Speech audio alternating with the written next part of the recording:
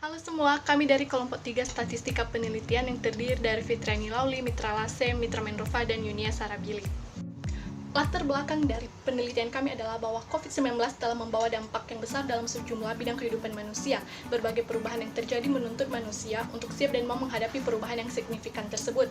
Ada kalanya juga karena aktivitas selalu diadakan dari rumah membuat orang-orang merasa bosan dan menimbulkan kejenuhan. Untuk itu rasa bosan tersebut dialihkan kepada hal-hal yang lebih membuat seseorang merasa terpuaskan. Salah satunya adalah dengan makan.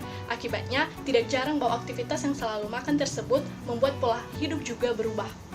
Oleh karena itu, peneliti mengangkat judul Perbandingan Berat Badan Sebelum dan Sesudah Pelaksanaan Pembelajaran Daring terhadap Mahasiswa Pendidikan Bahasa Indonesia Angkatan 2019 dan 2020, Fakultas Ilmu Pendidikan Teachers College Universitas Pelita Harapan.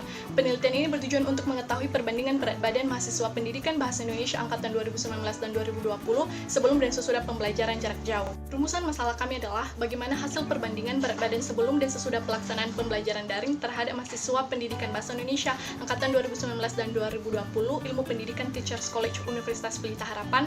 Tujuan penelitian kami adalah untuk mengetahui hasil perbandingan berat badan sebelum dan sesudah pelaksanaan pembelajaran daring terhadap mahasiswa pendidikan Bahasa Indonesia Angkatan 2019 dan 2020 Fakultas Ilmu Pendidikan Teachers College Universitas Pelita Harapan. Nah, untuk landasan teori sendiri, kelompok saya itu menggunakan statistika deskriptif, kemudian statistika inferensial. Kalau deskriptif itu berhubungan dengan menganalisis data dan penggambaran data secara jelas dan sistematis. Misalnya kita mencari mean, median, mulus, kemudian ada standar deviasi dan juga variansnya. Sedangkan kalau statistika inferensial, kita bagaimana membuktikan kesimpulan itu benar atau tidak. Data itu berdistribusi normal atau parametrik dan tidak berdistribusi normal atau bukan parametrik. Uji normalitas. Nah, dalam uji normalitas itu kita akan mengetahui apakah data itu berdistribusi normal atau tidak. Nah, di sini kami menggunakan uji normalitas dengan menggunakan nilai force, ada hipotesis atau nolnya itu sampel berasal dari populasi berdistribusi normal, dan kemudian H1 itu sampel berasal dari populasi tidak berdistribusi normal. Dalam penelitian kami menggunakan uji normalitas berat badan sebelum pembelajaran online dan juga setelah pembelajaran online. Jadi kami menggunakan sampel data yang dependen karena adanya data atau anggota sampel itu yang menjadi bagian dari anggota sampel yang lain saling berkorelasi dengan 36 responden data mahasiswa PBI 2019 dan mahasiswa PBI 2020. Kemudian variabel yang digunakan adalah variabel interval sehingga ada jangkauan datanya, dan juga kami menggunakan uji T atau dua sampel atau sampel paritas karena merupakan sampel data dependen. Ini saya akan masuk ke dalam metode penelitian.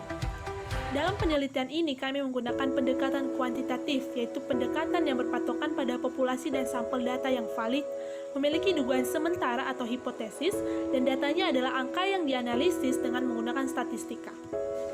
Dalam penelitian ini kami menggunakan populasi mahasiswa pendidikan Bahasa Indonesia angkatan 2019 yang berjumlah 41 mahasiswa dan angkatan 2020 yang berjumlah 32 mahasiswa. Sedangkan sampel yang kami gunakan adalah angkatan 2019 yang berjumlah 18 mahasiswa, angkatan 2020 yang berjumlah 18 mahasiswa, sehingga responden yang kami kumpulkan berjumlah 36 mahasiswa.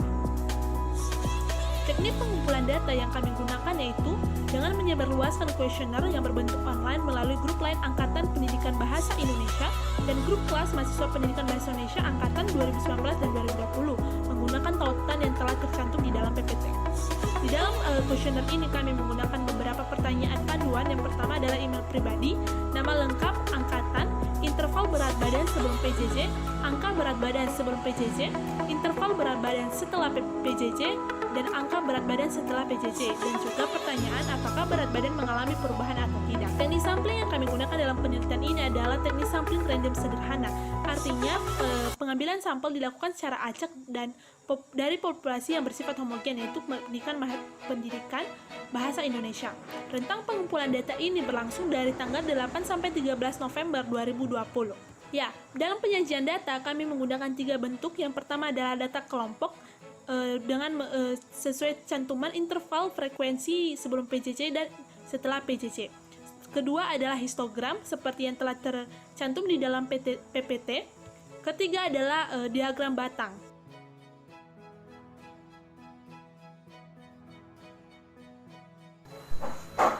Dari data berat badan mahasiswa setelah PJJ, maka diperoleh hasil sebagai berikut. Yang pertama, min. min diperoleh sebesar 51,86, kemudian median diperoleh sebesar 49,5.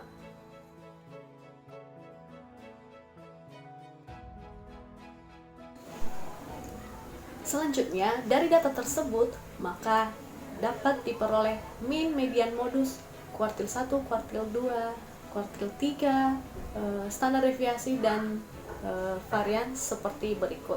Yang pertama adalah min. Min diperoleh sebesar 49,77.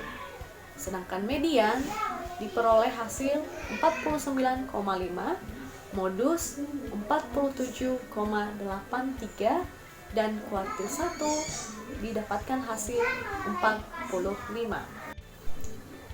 Selanjutnya ada kuartil 2 yaitu 49,5, dan terakhir kuartil 3 54,5. Rumus varians S kuadrat sama dengan sigma F dikali XI dikurang X bar pangkat 2 per N dikurang 1, maka diperoleh nilai varian sebelum PJJ adalah 243,739. Sedangkan standar deviasinya dengan rumus S sama dengan akar dari S kuadrat, maka diperoleh nilai sebesar 15,612. Data berat badan mahasiswa setelah PJJ, maka diperoleh hasil sebagai berikut. Yang pertama, min diperoleh sebesar 51,86, kemudian median diperoleh sebesar 49,5. Kemudian dari data tersebut diperoleh modus sebesar 48,94, kuartil 1 sebesar 47,22, kuartil 2 49,5, dan kuartil 3 sebesar 56,375.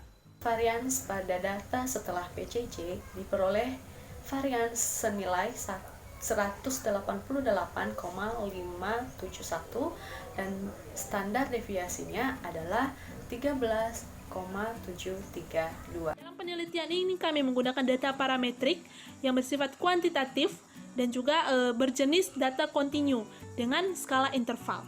Di sini kami menggunakan 5 skala interval atau 5 kelas. Nah, jadi berdasarkan kesimpulan data sehari numerik dan grafik, terlihat jelas bahwa baik mean antara sebelum PJJ maupun setelah PJJ memiliki perbedaan, di mana rata-rata berat badan setelah PJJ lebih meningkat daripada berat badan sebelum PJJ.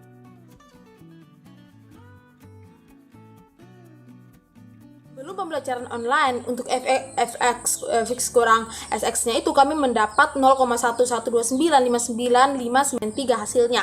Kemudian rata-ratanya itu 49,27778 dan standar deviasinya itu 5,34849 dengan L tabelnya dengan alfa 0,01 itu adalah 0,7183. Nah, di sini kami mengambil kesimpulan bahwa datanya itu berdistribusi normal dengan L0 itu lebih kecil dari L tabel ya, atau fx kurang sx itu lebih kecil dari L tabel. Kemudian untuk berat badan sesudah pembelajaran online, uji normalitasnya itu kami dapat fx kurang sx itu adalah 0,118119 dengan rata-ratanya 1,27778 dan standar deviasinya 5,593931 dan L tabelnya 0,17183. Nah, di sini juga kami mendapatkan kesimpulan bahwa datanya itu berdistribusi normal dengan H0-nya diterima dan H1-nya ditolak. Untuk membandingkan rata-rata dua variabel untuk suatu grup sampel yang sama dan untuk menghitung selisih antara nilai dua variabel untuk tiap kasus dan menguji apakah selisih rata-rata tersebut bernilai 0. Memiliki sebaran data normal dan varians data tidak perlu diuji karena merupakan kelompok data berpasangan. Karena data ini dependen sehingga tidak perlu melakukan uji homogenitas. Hasil penelitian, hipotesis H0 adalah mu berat badan setelah PJJ dikurang mu berat badan sebelum PJJ sama dengan 0. H1-nya adalah mu berat badan setelah PJJ dikurang mu berat badan sebelum PJJ tidak sama dengan 0. Setelah melakukan perhitungan data, kami mendapatkan D bar sama dengan 2, D0 sama dengan 0, standar deviasi sama dengan 1,069045 dan N adalah 36. Hasil terhitung adalah 11,22497, T tabel adalah 2,724 sehingga dapat dilihat dari grafik. Oleh karena itu, dari data yang diperoleh di atas, maka kesimpulan dapat dilihat adalah H0 ditolak yang artinya nilai terhitung berada pada daerah penolakan H0. Untuk itu, H1 diterima yang memiliki arti bahwa rata-rata berat badan setelah PJJ tidak sama dengan rata-rata berat badan sebelum PJJ. Berdasarkan seluruh hasil perhitungan data yang telah dilakukan dapat disimpulkan bahwa sampel berasal dari populasi yang berdistribusi normal, dan artian bahwa H0 diterima yang dilakukan melalui pengujian normalitas, dan pengujian hipotesis adalah mengambil kesimpulan ini diuji menggunakan uji T-dependent atau berpasangan sehingga didapat hasil yaitu H1 diterima dan H0 ditolak. Hal ini juga dibuktikan dari hasil rata-rata atau mean yang didapat dari sari numerik yang menunjukkan bahwa rata-rata sebelum pembelajaran online adalah 49,7778 dan rata-rata setelah pembelajaran online adalah 51,861. Oleh karena itu, rata-rata berat badan setelah pembelajaran online lebih besar dibandingkan dengan rata-rata berat badan sebelum pembelajaran online. Pada berat badan seseorang, maka harus memiliki data yang valid dari sumber yang jelas dan teori yang mendukung sehingga penelitian yang dilakukan memberikan hasil yang sesuai. Dalam melakukan penelitian, harus melakukan perhitungan yang benar dan sesuai dengan rumus statistik, sehingga data yang diperoleh juga mampu menunjukkan keakuratan hasil maupun hipotesis yang akan dibuktikan kebenarannya.